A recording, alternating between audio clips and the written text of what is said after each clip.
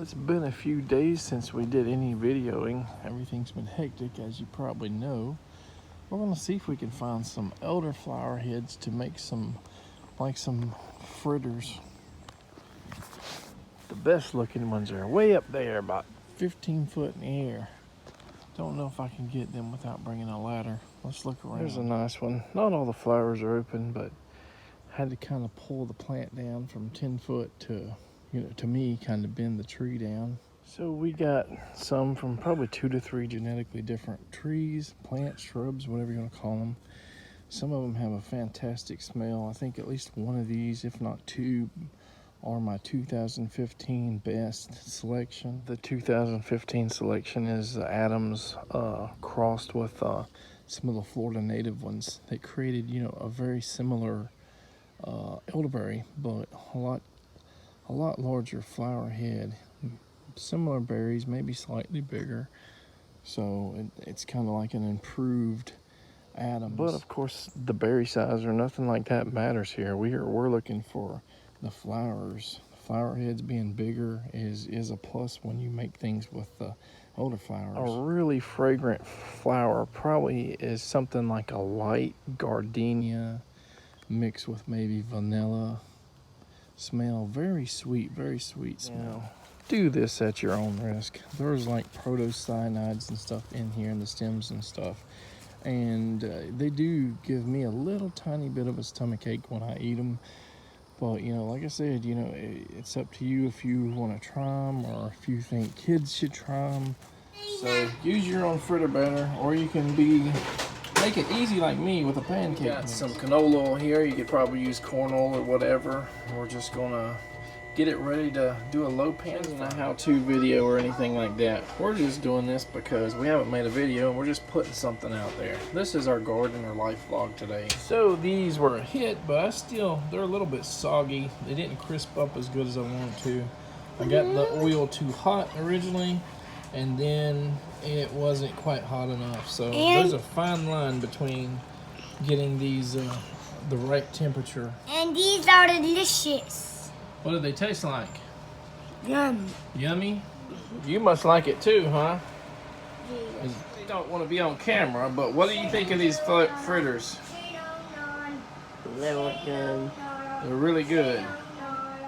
As I said at the beginning of this video, this isn't a recipe thing or anything. It's been so long since I made these guys, and it was good. It just didn't have the crunchy texture. So we're gonna definitely read up on how to properly do this. The levels of the oil, temperatures and everything, and see if we can maybe do a recipe. But you can just if you grow it in your own yard, find a ditch, railroad tracks, around retention ponds. A lot of times this stuff grows just freely available everywhere. But this is our personal elderberries on our property. Boop, boop. Boop, beep, boop, boop. These kids wanted to see where the deer's pooped out here. What fun. Right there it is. Deer poop. Little days. How'd you like seeing the deer poop? Good. Good? Yeah. And poop is good. So I thought one of these mulberries had a leaf bud and stem coming out of it on the graft line, but when I checked it really closely, I seen it was actually coming from the rootstock. Right there it is. See how close that was? So that guy did not die, which is the Riverview Russian. Has a little bit of green bud there and a little bit of green I seen on another bud right there. So if that guy doesn't come out, that means none of the mulberries actually were successful. So we'll just take a look at the KSU Atwood pawpaw that we grafted, and it's got some pretty good growth on it there already.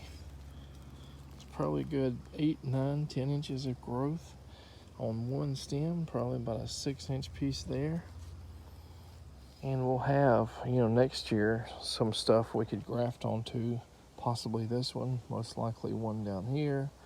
So probably up to 3 graftable pieces still on this seedling, Tennessee seedling rootstock. Right. Well, we've talked a little bit recently about pawpaws and them kind of not being a major experiment anymore because we spent so much time doing them. But that doesn't mean we ain't gonna try. We're not gonna try to graft 1 or 2 or 3, you know, when we get a chance, possibly every year, and create some new varieties and hope for the best. You know, hopefully we will find a cultivar or seedling or something that will do well, produce well, and we could mass produce it. I mean, it's probably not going to happen, but you know, hey, we'll see. All right, take care, guys.